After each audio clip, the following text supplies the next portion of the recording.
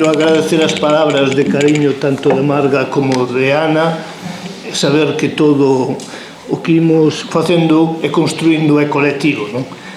En primeiro lugar, darlle as grazas a Xosé Ramón Freixeiro Mato por estarmos aquí con nós.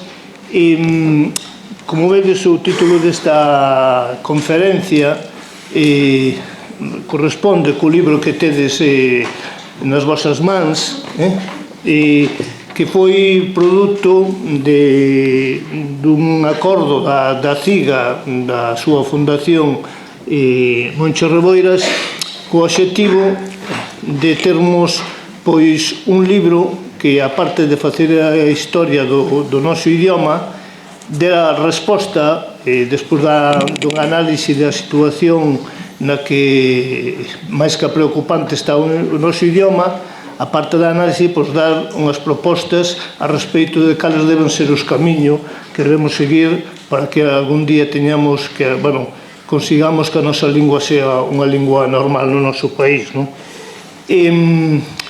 Conscientes de que, evidentemente, ningún pobo por vontade propia se destruye, ningún pobo, polo tanto, por vontade propia renuncia ou sustituye a súa lingua, senón que, evidentemente, son situacións de dominio, situacións de colonización, como no noso caso, no que se pretende sustituirmos unha lingua allea pola propia.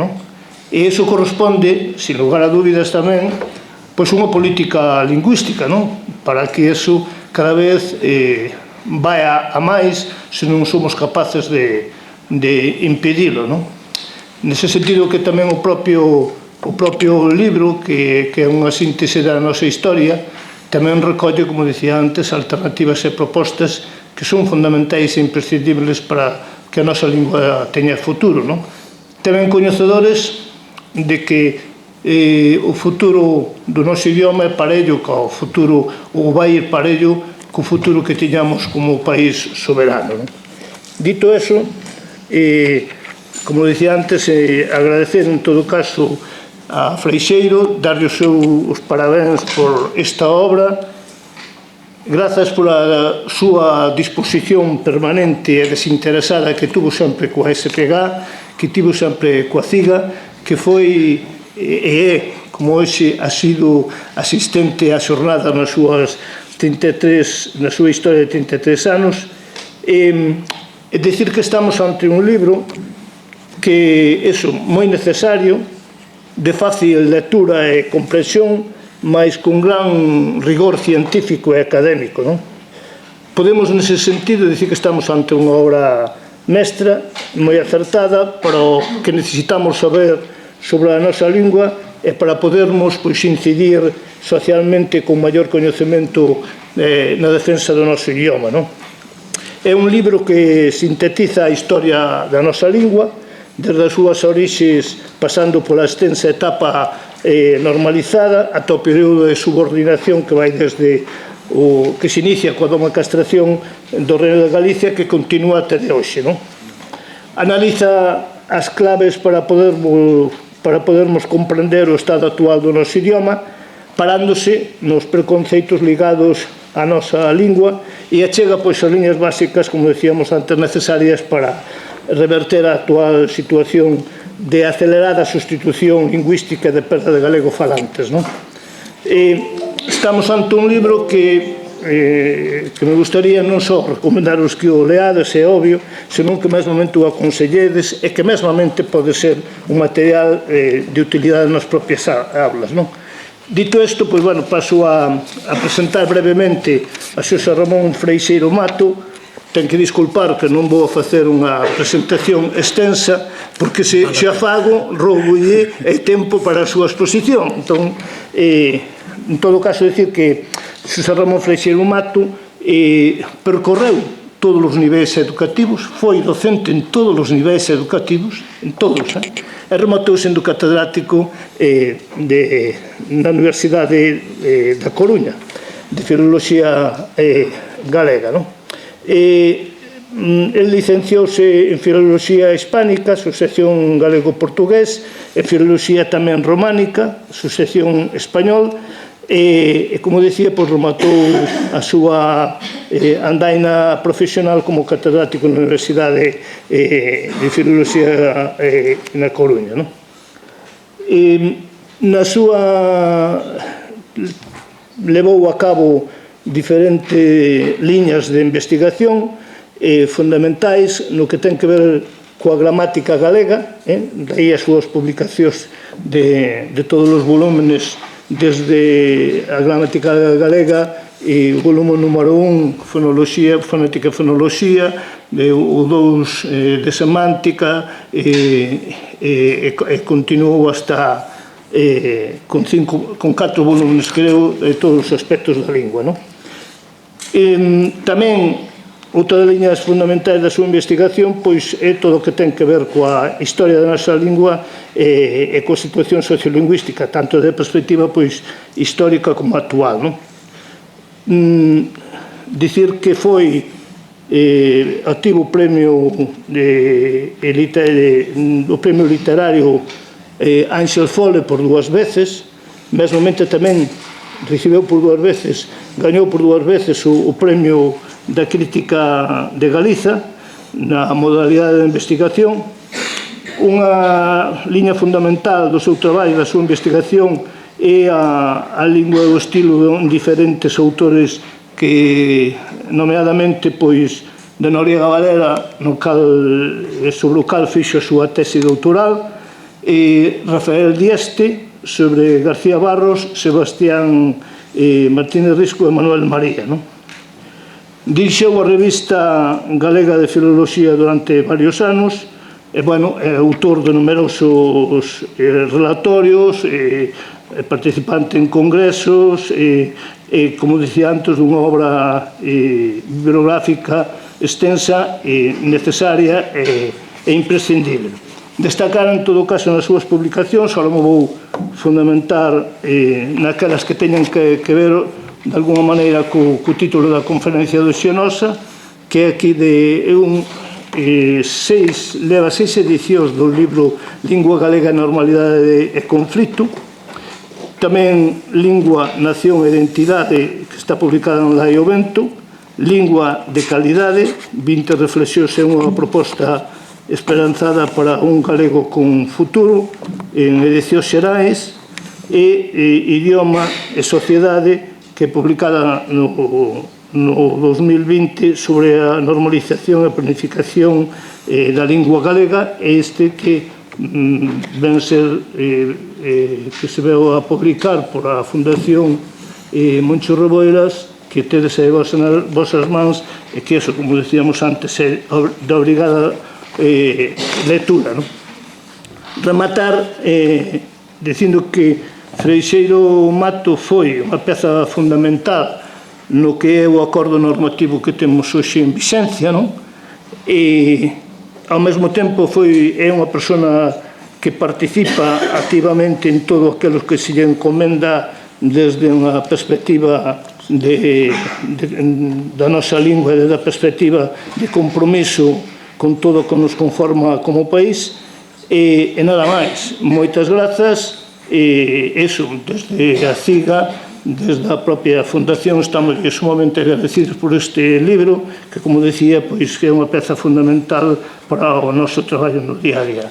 Entón, esa palabra, intentaremos ter, vai ser difícil un coloquio de 5 ou 10 minutos ao final, e moitas grazas.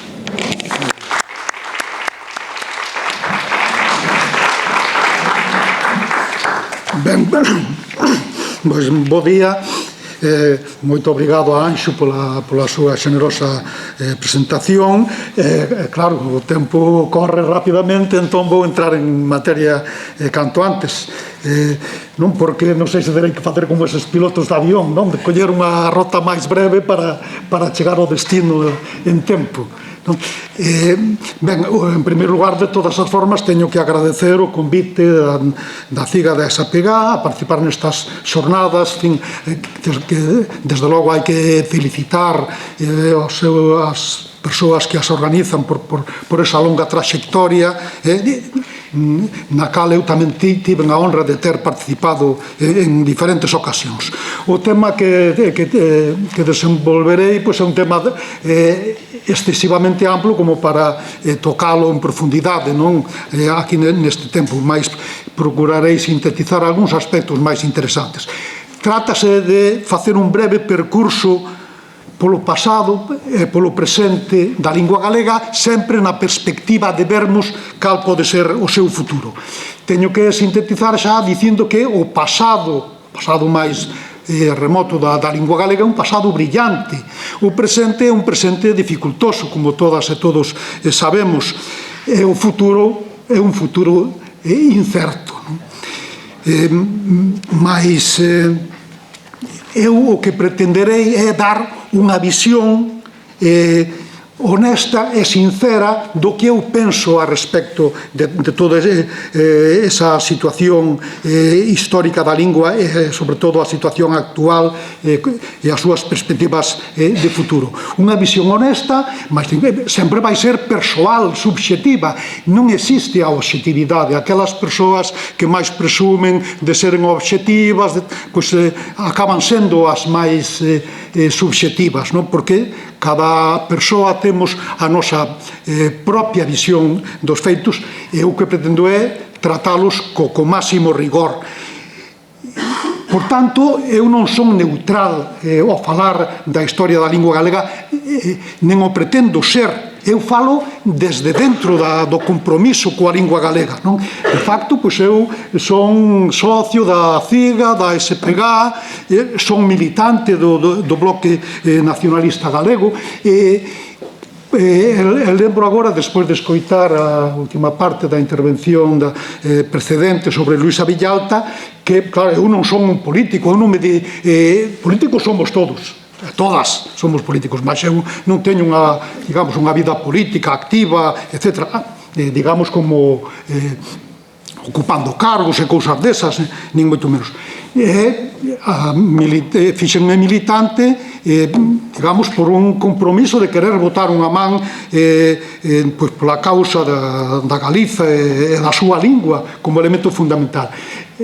Lembro coincidir con Luisa Villalta nunha asamblea comarcal ali na Coruña, das poucas a que eu infelizmente asistín e asisto, porque non son, xa digo, non son un militante exemplar ni moito menos, e ali estiven na última asamblea comarcal da Coruña con Luisa Villalta infelizmente na súa última participación nesa asamblea, porque ela tamén era militante. E tamén quero destacar ese feito. Non debemos agochar nin avergoñarnos da nosa militancia, sobre todo cando se fai por causas que consideramos nobres e xustas. Luisa Villalta militou no Bloque Nacionalista Galego, militou no nacionalismo galego, como militou Castelao, como militou Otero Pedrallo, como militou Carballo Calero e tantas persoas das que hoxe nos sentimos moi orgullosos. E teño que dicir que na seguinte asamblea a que asistín tamén foi na única onde eu intervín públicamente. Nunca foi a única intervención que eu tive como militante, digamos, nunha asamblea do BNG, justamente para lembrar a grande perda de Luisa Villalta que se produciu dali a uns días daquela asamblea a que eu me refiro. Luisa Villalta tamén foi profesora de instituto, profesora de lingua galega, que tivo que loitar contra os preconceptos lingüísticos, que tivo que vivir como vivín eu noutros tempos como profesor de ensino medio tamén, de lingua e literatura galega, aquel conflito normativo dos anos 90, 80, 90 e por aí, non? Tamén Luisa Villalta participou nas xornadas do ensino a que hoxe estamos aquí convocados tamén. Por tanto, quero destacar ese papel de compromiso tamén dela e ese compromiso que, na miña medida, desde logo con moita menos relevancia co dela, pois non pretendo ocultar, porque a min o que me parece sempre inoportuno é pretender falar dunha maneira aséptica sobre os temas, cando iso esa asepsia non existe. Todos temos nosos posicionamentos, lóxicamente e legitimamente, non? E eu, por tanto, considero como unha proba de honestidade pois que saiba saibades tamén cal é o meu posicionamento ao respecto. O primeiro punto, moi brevemente, que trato no libro é sobre a orixe e significado da nosa lingua. E é fundamental coñecermos a orixe e a súa historia. Eu fiquei tremendamente alarmado cando hai meses saíra unha noticia de que nas probas da selectividade, nas probas ABAU, se ian suprimir os temas referidos á historia da lingua galega, e só, non sei se era a partir de 1975 que se ia que ia entrar na selectividade, pois os temas sobre a lingua galega. Parecíame un auténtico disparate, que felizmente parece ser que se corrixiu. Esa é a noticia que eu teño. Claro, se non coñecemos a historia da nosa lingua, non podemos explicarnos a situación actual e non podemos programar e proxectar o seu futuro. É fundamental que saibamos de onde ven o galego e sabermos que o galego non existiu sempre, claro está, o galego existiu desde que existen máis ou menos as linguas romances, alá polo século VIII, IX despois de Cristo, como evolución daquele latín vulgar traído á Península Ibérica e tamén a Galaequia polos soldados romanos, un galego que se foi conformando durante a época sueva, a visigótica, que logo deu orixe a unha lingua falada nun territorio bastante máis extenso do que é a Galiza de hoxe, a Galaequia daquele tempo, que comprendía un territorio, xa digo,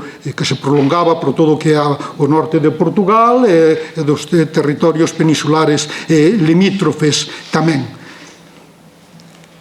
E esa lingua que se foi conformando, xa diferenciándose sustancialmente do latín vulgar, pois foi a lingua do reino medieval da Galiza. Un reino medieval con reis propios durante séculos e un reino realmente importante e trascendente, aínda que non lo quixeron ocultar, e a historiografía oficial española, españolista, pois aínda hoxe o oculta, sobre todo onde máis falta facía esclarecer a verdade histórica, que é nos libros de texto escolares.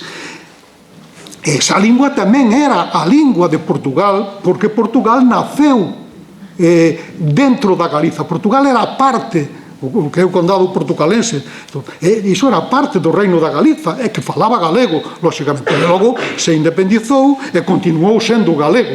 Como galego, podemos dicir que hoxe tamén o portugués falado en Portugal, no Brasil, en Angola, en Mozambique, etc., coas lóxicas variantes que se producen en todas as linguas. E cal é o significado desa lingua que hoxe chamamos galego? Pois evidentemente sempre dicimos o mesmo, é o símbolo máximo da nosa identidade e da nosa existencia, dun valor incalculable. Tan importante é que son os propios poetas galegos os que lle deron ese valor, non? O máis importante poeta que cantou a lingua galega foi Manuel María, o que dedicou moitísimas máis composicións. Hai 64 poemas de Manuel María que falan da lingua galega e que exaltan a lingua galega. Coido que o poeta con que, así por unha aproximación, que o segue en número de poemas dedicados á lingua está Eduardo Pondal, que ten uns 9 ou 10 poemas tamén dedicados á lingua galega, mas a lingua galega foi exaltada por Rosalía, tamén por Curros e por todos os nosos grandes poetas e escritores en prosa tamén, Castelao, Otero Pedrallo, etc. Mas só vou citar xa digo, o poeta que máis dedicou atención á lingua galega. Como lembraba antes Marga Doval, o poeta tamén que eu tive en ocasión de escoitar as súas emocionadas palabras cando foi o enterro de Luisa Villalta ali no cemiterio de Santo Amaro da Coruña. Ben, pois dinos Manuel María: o idioma é o tempo, é a voz dos avós. O idioma é un herdo, patrimonio do pobo. O idioma é a patria, a esencia máis nosa, a creación común máis grande e poderosa. O idioma é a forza que nos xungue e sostén. se perdemos a fala non seremos ninguén. Hai outro poema dos moitos que lle digo a lingua onde di: a fala é comunión e sentimento, historia compartida íntimamente, estrela milagreira que nos guía e fai que os nosos corazóns latexen xuntos. De aí tomamos o título do libro, non? Esa estrela que nos guía, non? Porque, en certo modo, a lingua é ese factor común que temos todas as galegas e galegos e que nos xungue a través da historia, non? Por tanto, o significado da lingua, xa digo que o puxeron ben en manifesto os nosos máis destacados poetas e pensadores tamén. Centro un poquinho de atención agora no período medieval, non? Porque non teño tempo para pararme, mas sí destacar dúas ou tres ideas simplemente. Todo o período medieval, dicíamos que o galego podemos considerar que xorde alrededor do século VIII ou IX despois de Cristo, e a Idade Media termina a fins do século XV, por tanto son 700 anos. Neses 700 anos, é moi fácil dicilo, é un período moi extenso. Fixadevos que é un período bastante máis extenso que todo o posterior. Agora levamos uns 500 anos desde aquela. Pois nese extenso período o galego foi a lingua normal e única da Galiza. A Galiza foi monolingua en galego durante 700 anos. Por tanto, non podemos dicir que o galego é unha lingua sempre metida en conflicto, sempre sen capacidade para ser a lingua normal do país, non? O galego foi durante 700 anos a lingua normal da Galiza, e foille mal a Galiza nese período, ou Galiza, como lle foi a Galiza co seu idioma único, normalizado? Tendo normalizado, claro, na perspectiva daquel tempo, non podemos facer, digamos, comparacións, aínda que poderíamos facelas tamén. Que entendemos hoxe por un idioma normalizado? Por que dicimos que o galego non é un idioma normalizado? Porque se saímos de aquí e imos a un bar e tomamos algo e nos dan unha factura, un ticket, non nos ven en galego. Se imos a unha nataría, facemos un documento, temos que loitar, pelexar para que veña en galego. Se compramos unha casa, pois temos esa mesma loita, ou etc. O galego non é hoxe unha lingua normal. Na Idade Media, todo iso, cando non se facía en latín, e cando se pasou a facer en linguas romances, pasou a facerse en galego. Por tanto, aínda cos parámetros de hoxe, podíamos ver como o galego é unha lingua normalizada. E podemos por outro exemplo, a literatura do momento, os bestsellers. Cales eran os bestsellers, sobre todo xa na baixa Idade Media?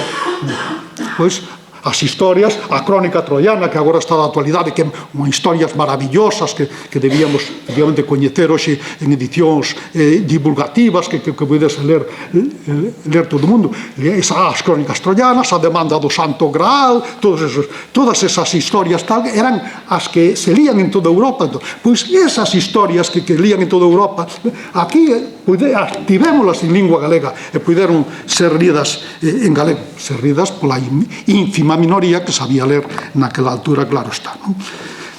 Por tanto, o galego foi lingua oral durante a Idade Media de todas as capas sociais, altas e baixas, e o galego pasou a ser lingua escrita cando os romances asumiron ese papel. E ademais fixo desde o primeiro momento e con grande brillantismo, como din os brasileiros, non? Con grande brillantismo, porque xa a fins do século XII, principios do XIII, aparecen aquelas maravillosas cantigas de amigo, logo de amor, descarne e maldicer, etc., que hoxe constituen unha auténtica xoia da literatura universal. E tamén tivo o galego uso na prosa documental, xa segunda metade do século XIII, século XIV, século XV, cando as linguas romances tamén foron asumindo ese papel que antes tiña exclusivamente o latín. E o galego fixo coa mesma normalidade ou con máis normalidade que moitas linguas europeas que hoxe son linguas oficiais dos Estados e que tardaron algunhas, outras non, outras foron máis ou menos ao mesmo tempo, tardaron outras inclusive séculos máis en converterse en linguas da prosa utilitaria, digamos, non? Mas que pasou despois? Claro que veu o que podemos denominar sen ningún tipo de a priorismo como a colonización de Galiza. Que pasou a finais da Idade Media? Galiza foi colonizada por Castela. As clases dirixentes castelás, políticas, militares, religiosas, etc., pois, tomaron Galiza e ocuparon os seus postos de poder naquilo que Castelao sintetizou nesa frase de doma e castración do reino de Galiza cos reis católicos. Claro, a partir dese momento impónse aquí unha lingua allea que falaba o 0% da populación. Por iso, cando agora nos falan de imposición lingüística, é que nos queren impor o galego. Queren impor o galego que aínda até hai 4 días era a lingua moi maioritariamente falada por pola maioría, non toda, infelizmente, non? Pero, xa digo, aínda a finais do século XX había casi un 70% de persoas que falaban habitualmente galego.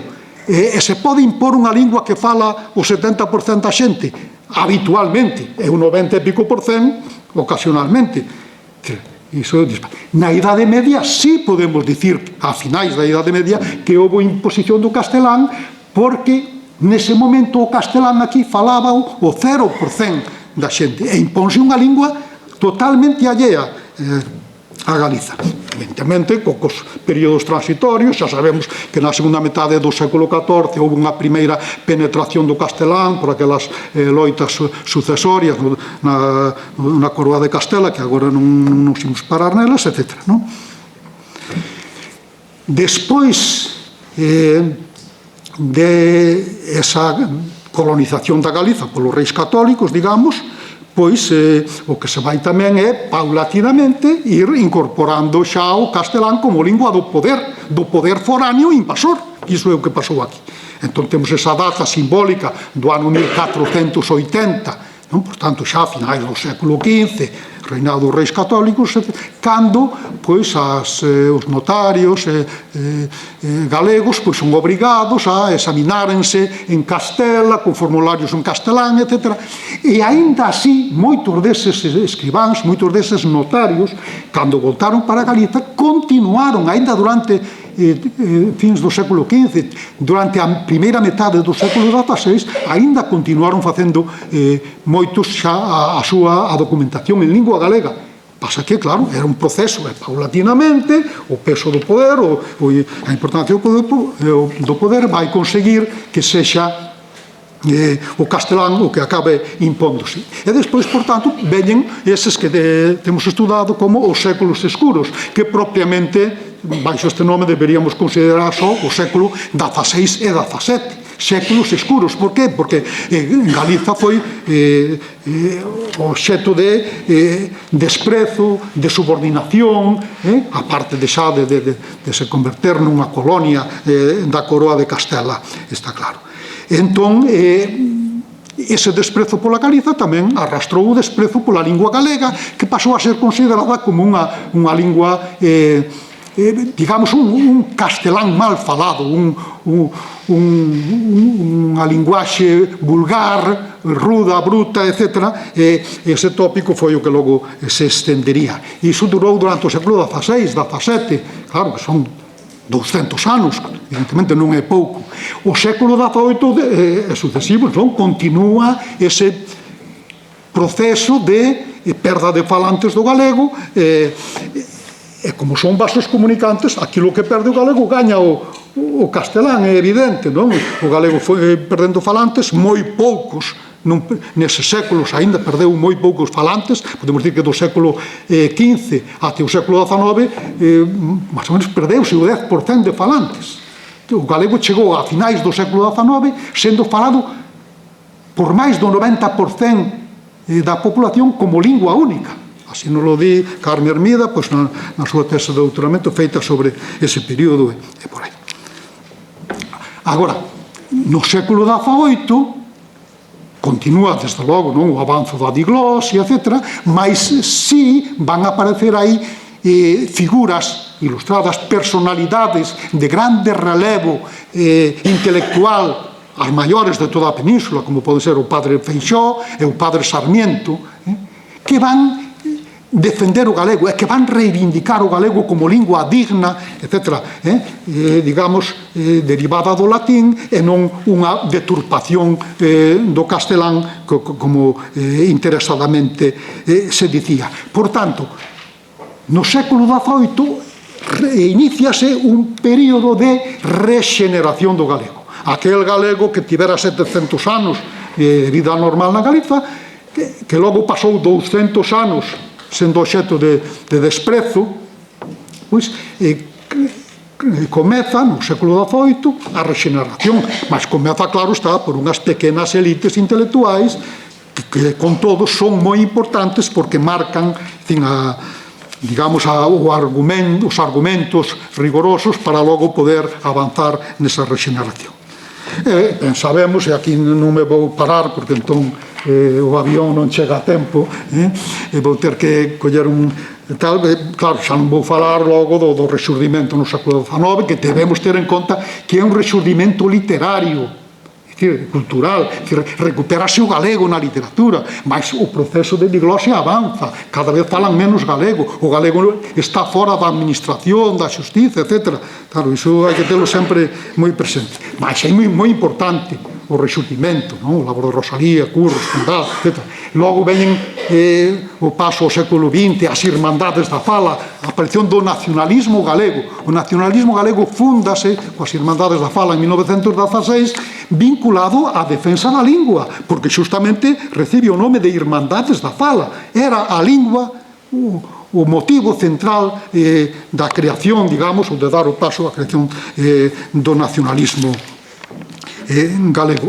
E despois ben sabemos o que veu logo todo o labor importante da Xeración Nor, do Seminario de Estudos Galegos, etc., a creación do Partido Galeguista como continuación, evolución das Irmandades da Fala e confluencia de diversos movimentos de defensa da lingua, un partido galeguista que se define como un partido nacionalista galego, claro está. E, por tanto, aí había un labor moi importante de defensa, de reivindicación, de uso da lingua galega, mas logo veu a guerra incivil, non? De 1936, e todo ese labor ficou parado, e mesmo pois houve todo o que sabemos de represión, de morte, de desterros, de cárcere para todas as persoas pois que se significaran na defensa da nosa lingua e por aí. É difícil que logo foi na posguerra pois toda esa recuperación que nos foi conducindo á situación actual, mas como considero que esa é unha historia pois, fin, xa moi contada en moitos sitios e que se coñece mellor, pois xa non me vou parar nela porque non me dá tempo a nada. No libro si, pois, tamén a sintetizo, máis con un poquinho máis de extensión.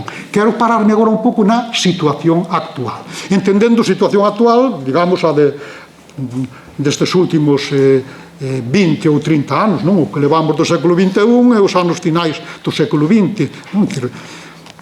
Ben, refírome tamén fundamentalmente a ver ese galego que falaba o 100% da xente na Idade Media, canto o fala, cantas persoas o falan agora, como está hoxe a saúde do galego.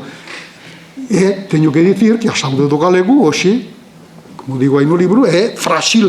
É frágil porque, en fin, se está producindo, se produciu xa unha perda de falantes realmente alarmante. Vou referir só algúns estudos, no libro pois cito algúns máis, mas creo que os fundamentais son os mapas sociolingüísticos galegos que elaborou a Real Academia Galega, o Seminario de Sociolingüística da Real Academia Galega, con fondos públicos da Xunta de Galiza, etc. Publicouse un primeiro mapa sociolingüístico no ano publicouse con datos do ano 1992 e saíron en 3 volumes nos anos sucesivos, non? Ben, en síntese, a finais do século pasado, do século XX, datos de 1992, falaban galego habitualmente o 68,6% da xente, fronte ao 31,4 que falaba habitualmente castelán. Imaginemos, case 70 galego-falantes fronte a 30, pouco máis de 30 castelán-falantes. Unha situación aínda moi favorável ao galego. Hai 4 días, a finais do século pasado. Con todo, iso non quer decir que o galego estivese ben, porque ben, os que vivimos, en fin, casi, ben, claro, eu vexo aquí xente moi nova, todos me parece de xente moi nova, porque eu xa son moi vello, mas, ben, supoño que eses anos finais do século XX, pois xa foron vividos tamén por moitas de vós. Ben, neses anos o galego xa non estaba ben, evidentemente, aínda que tiña un altísimo nivel de falantes. Non estaba ben porque o propio estudo xa nos di que entre a xente nova o galego xa era moi minoritario.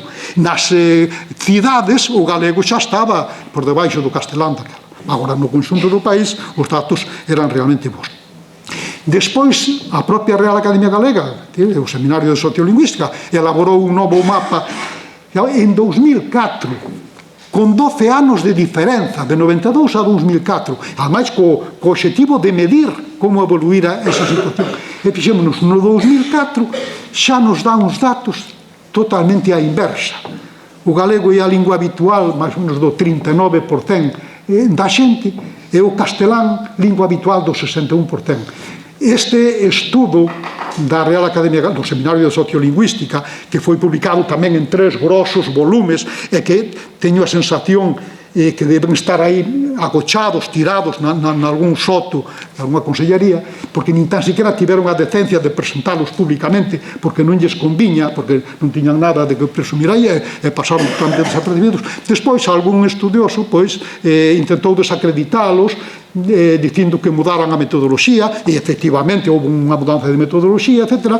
Centraron máis no ámbito urbano, que é o que ten máis proxección de futuro, restringiron as cidades tamén un pouco, polas dúas bandas, para así saber mellor a perspectiva de futuro. Mas o dato evidente é ese, que o galego, nese tránsito do século XX ao século XXI, perdeu moitos falantes, realmente sufriu unha auténtica sangría. Mas é que logo a Real Academia Galega vai sacando informes regularmente, non? Que os podedes ver na página web da Real Academia Galega, informes sociolingüísticos, diferentes períodos. E aí tamén nos vai dando datos realmente moi alarmantes. Por exemplo, un informe que mide a evolución desde 1992 a 2013, pois dinos que no período que vai de 2003 a 2013, 10 anos, de aí, ese informe da Real Academia Galega, que podedes consultar en papel ou na web, dinos que o galego perdeu 280.000 falantes habituais de galego. 280.000. Iso é unha barbaridade, en 10 anos.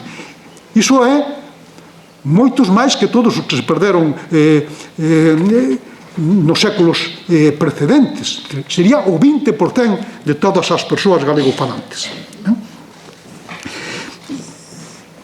Vou tamén referirme un pouco a algún outro estudo particular.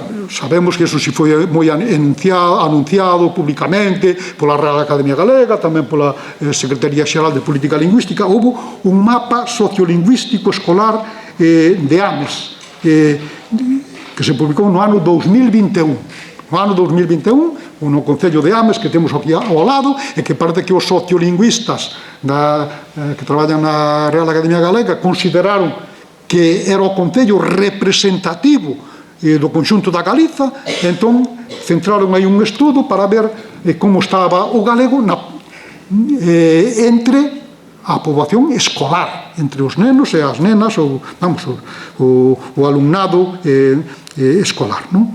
Ben, pois o que nos di ese mapa sociolingüístico do Concello de Ames, que din que é representativo do que pasa en Galiza, no conxunto, dinos que entran no sistema educativo de Ames 32% das persoas, dos nenos e nenas, falando galego. Un 32%. Cando pasan ao segundo ciclo de primaria, ese 32% xa fica nun 21%. Cando pasan do segundo ciclo a educación primaria fican xa nun 15%. E cando pasan ao ensino secundario xa só hai 11% de galego falantes. Ou seja, que no desenvolvimento do percurso educativo, no paso polos diferentes ciclos, no sistema educativo, pérdese un de cada 3 falantes entre as crianzas. Xa entran moi poucas, non? Falando galego, un terzo, podíamos dicir, un terzo entran falando galego e terminan falando galego, pois 11%. Iso é que nos di este estudo, non?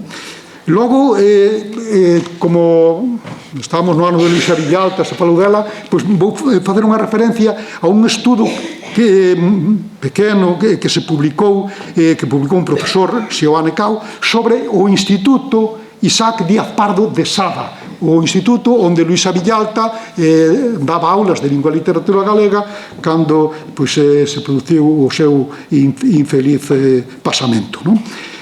Nese instituto, o estudo que fixo un profesor dali, foi entrevistando prácticamente o 100% de todos os alumnos, son uns 500 alumnos, foron todos entrevistados. Por tanto, creo que a fiabilidade aí ten que ser bastante grande. Pois dinos que fala habitualmente galego 6%, fala habitualmente español 82%, falan as dúas linguas por igual 16%.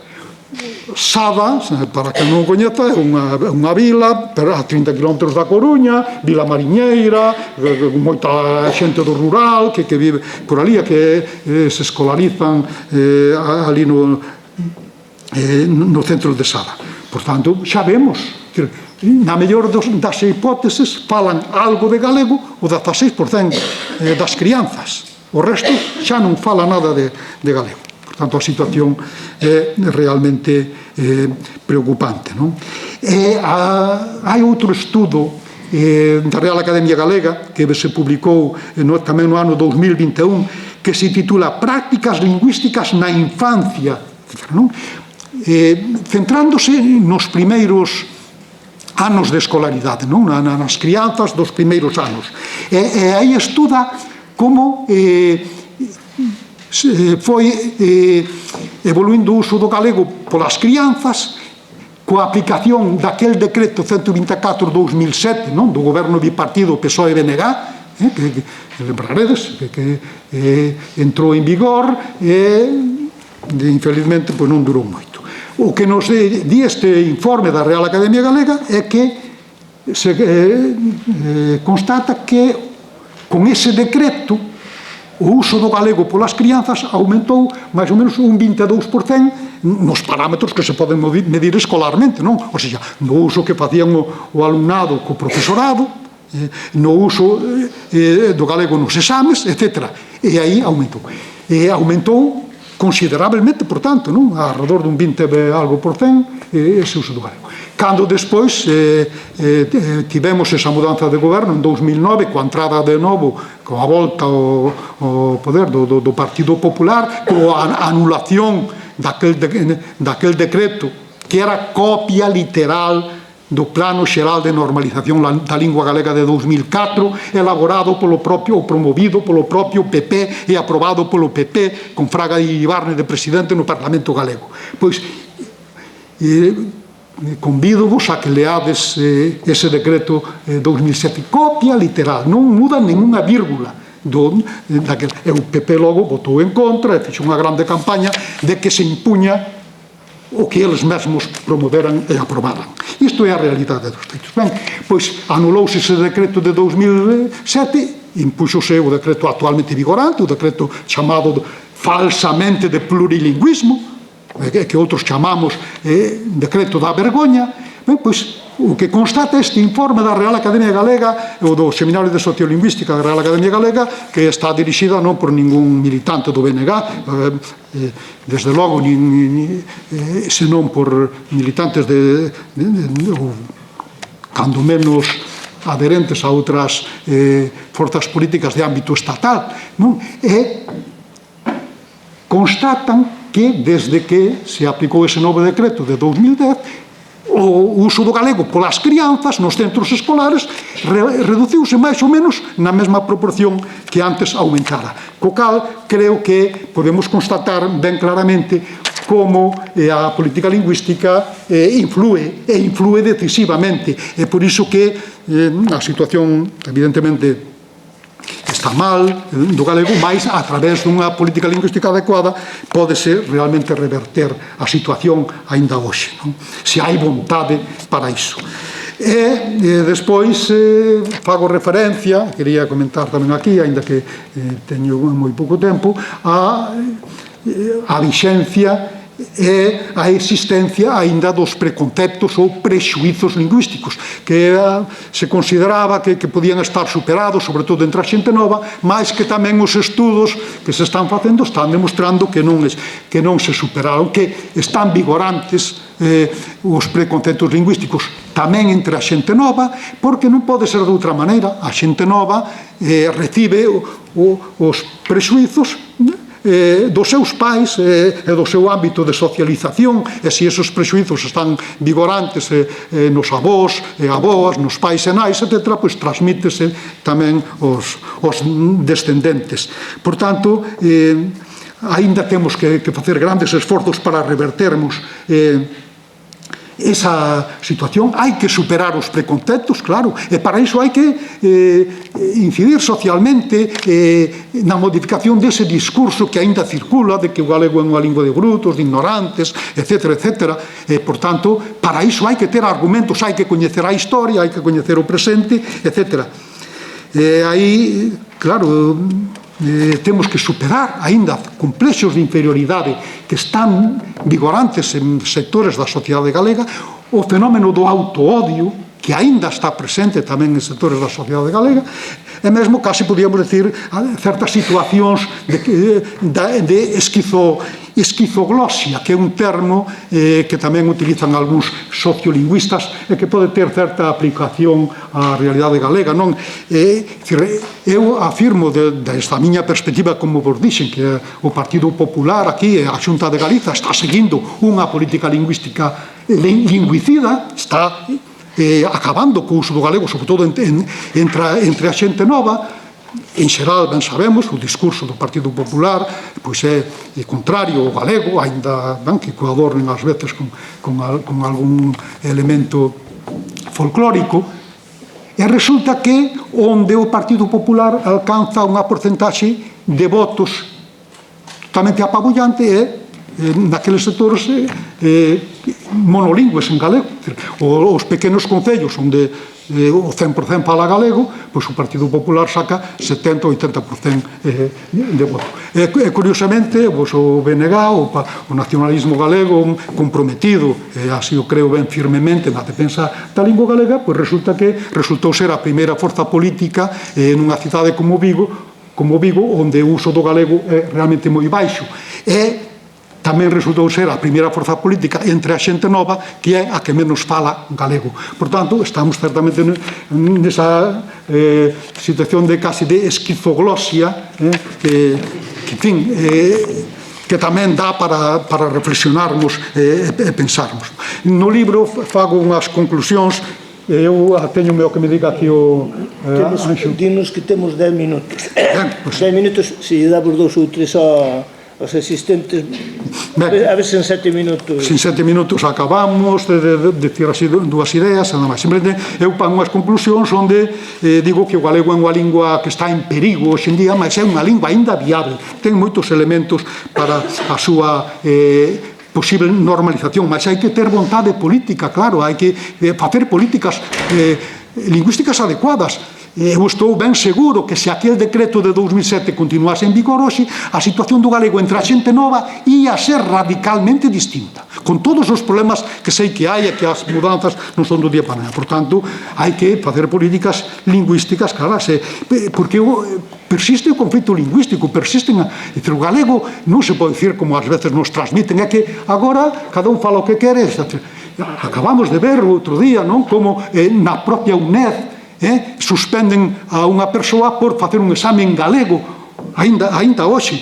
como o Concello de Ferrol quería suprimir a versión en galego dos contratos, porque parece que había un momento de escaseza de persoal, e, por tal, o galego, como é secundario e sustituíble, pues suprímese, non pasa nada. Ben, e así persiste o conflito lingüístico. Hai que seguir, por tanto, tomando medidas que eviten iso, e esas medidas existen, fixaronas noutros sitios, e aquí tamén podemos conseguir. Claro, habría que facer cousas importantes, non habría que renovar ou facer unha nova lei de normalización lingüística, claro está, había que derrogar, hai que derrogar, iso é unha evidencia, derrogar o actual decreto chamado de plurilingüismo, mas claro, este goberno que hoxe parece ser que toma posesión aquí en Compostela vai querer mudalo. Oxalá o faga e o sustitúa por outro mellor, mas temos que desconfiar diso, e se eles non o fan, temos que ser a sociedade galega a que o exixa, etc. E temos que, xa digo, responsabilizarnos tamén todos e todas nós do que é o noso maior patrimonio, non? Se iso parece que está claro que unha lingua é o maior patrimonio que pode ter un pobo, pois defendermos ese patrimonio debe ser responsabilidade de todos, e por tanto aí debemos implicarnos, non? E implicarnos pois en consumir todo aquilo que se fai e apoiar todo o que se fai en galego, apoiar políticamente tamén aquelas forzas políticas, sindicais, etc., que se comprometen coa lingua galega, e aqueles medios, o caso de nos diario emblemático, hoxe temos un xornal diario en galego, un soño que algúns pensamos que xa non chegaríamos a velo, e hoxe é un grande milagre, mas necesita do apoio da xente para poder manterse por aí. Os libros en galego, temos unha grande produción hoxe de calidade de libros en lingua galega, mas resulta que os datos dinnos que só 8% de persoas que compran libros compran algún libro en lingua galega. Ben, termino. Estamos asistindo á destrucción do noso patrimonio lingüístico, non? Da lingua galega. Se non revertemos a situación, camiña cara a extinción. Mas tamén estamos asistindo á destrucción do propio país. Estamos asistindo a eucaliptización generalizada do territorio, e logo agora veñen os parques eólicos que inundan tamén toda a Galiza, e xa está aí a eólica mariña. E se tiñamos Ence que xa contaminaba abondo, agora queren impornos outra macrocelulosa como a de Altri, que destrue a nosa paisaxe, o noso territorio, os nosos recursos, e entre todo iso que nós temos que defender o noso territorio, defender os nosos recursos, está tamén a lingua. Por iso hoxe se fala de ecolingüística, porque é desde o ecolingüismo, desde a defensa da ecoloxía, onde debemos inserir tamén a defensa da lingua galega, porque a lingua galega forma parte do noso ecosistema. Por tanto, temos que facer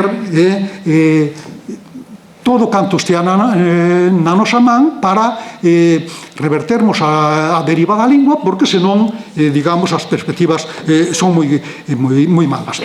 A sociedade civil ten que implicarse, temos que implicarnos, canto máis mellor. Por iso son tan benvidas esas iniciativas que se tomaron para a defensa do galego no ámbito escolar, non? Eses 21 días en galego, ou agora aquí tamén se fala galego, esas campañas, todo iso é moi necesario, é moi importante. E termino cunha referencia a un proxecto que se presentou, unha profesora dunha universidade galega presentou un proxecto docente hai uns días, levaba unha dedicatoria. A dedicatoria decía así: a meus pais castelán falantes, a meu home neofalante, e a meus fillos galego falantes.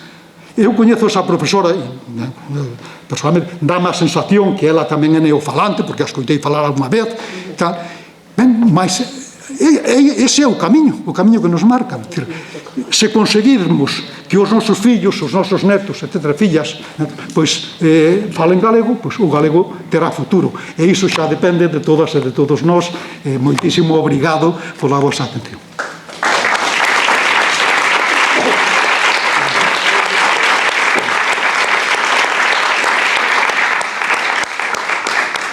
avión colleu un pouco de retraso. No, imos ben. Ben, pois agora tedes vos a palabra, temos 7 minutos, como decir, as cuarto temos que ter isto libre. Ola, podía muchas grazas, non só pola profesora, sino pola súa trayectoria científica para o galego. E a miña pregunta é, creo que sinxela, non sei se as respostas. Entón, a que punto histórico nos teríamos que retrotraer para estarmos na situación actual de perda de falange e tal? E depois, facendo un pouco de historia de ficción, si imaginando que ten que volver atrás no tempo, que podríamos ter feito naquele momento? Gracias. É interesante, moi interesante, porque hai, sei que eu fui un profesor, como dixera Anxo aquí, pois, básica, logo no ensino medio, etc. Eu via como o alumnado, e tamén moito profesorado, tal, tiña a idea de que o galego sempre estivera ben, unha lingua ben, mas chegou Franco, o franquismo, escarallou o galego, e aí o galego empezou a ter problemas. Non, os problemas do galego veñen de moito antes. Cando é o punto de arranque dese tal, pois é os finais da Idade Media, sobre todo o reinado dos reis católicos. Ben, xa no século XIV foi importante, non? Esa perda de fin, iso que tamén explica Francisco Rodríguez nese último libro sobre o reino da Galiza medieval, non? Claro, na segunda metade do século XIV, pois a causa que defendía a Galiza fronte ao reino de Castela e a deriva de Galiza cara a unión con Portugal, etc., fronte á dependencia de Castela, pois saiu perdedora. Mas iso sustanciouse no século seguinte co reinado dos reis católicos. De aí deriva todo, da colonización de Galiza, de que Galiza pasou a estar dirixida por xente foránea, e despois, pouco a pouco, claro, desde o poder é moi fácil ir colocando eso. Mas ainda así fixémonos na grande resistencia que houbo durante séculos. Claro, tampouco había os medios de hoxe. O galego resistiu durante moitos séculos porque non había televisións daquela, nin radios, nin tal. Se non se cadra a resistencia xa sería menor, mas a verdade é que houve unha resistencia grande. Despois é evidente que en todos aqueles períodos posteriores onde houve máis liberdade, o galego tomou ar e o galego reviviu, en épocas de mínima democracia que houve, cando houve ditaduras, fixemos xa a ditadura de Primo de Rivera, por exemplo, pois xa supuxo, polos anos 20, un freo ao desenvolvemento do galego. Mais nada comparável o que pasou despois no 36. Evidentemente, a ditadura de 1936 tamén foi un elemento moi importante para frear todo ese camiño de regeneración do galego que se levaba andado, non? Iniciárase, dicía, no século XVIII con Sarmiento e Feixóo e tal, moi lentamente, e continuaba no século XX coas Irmandades da Fala, Xeración Nos, etc. Ben, todo ese labor fica paralizado, fica suspendido e mesmo aniquilado, e despois volta de novo a comezar e voltan as dificultades. Por tanto, se nos fixamos desde esa penetración do castelán aquí, da man do poder político de Castela, pois logo foi unha historia en vaivén, algún momento de mellor florecemento do galego, cando as circunstancias políticas permitían unha maior liberdade, e declinio do galego cando había máis dificultades, e nesa sube a baixa, pois estamos aínda hoxe, en certo modo, non? Tivemos, é evidente que durante o goberno bipartido que foi de 2005 a 2009, pois con ese decreto de 2007 e con moitas medidas que se estaban tomando, evidentemente o galego estaba recuperando. Entrou o Partido Popular en 2009 de novo e voltamos a retroceder, e entón andamos en vaivén así, sempre. E isto eu sei que non é popular, ou que moita xente dirá, mira este que ven aquí a darnos o seu mitin político. Queiramos ou non, iso depende da política, e hoxe depende moito da política.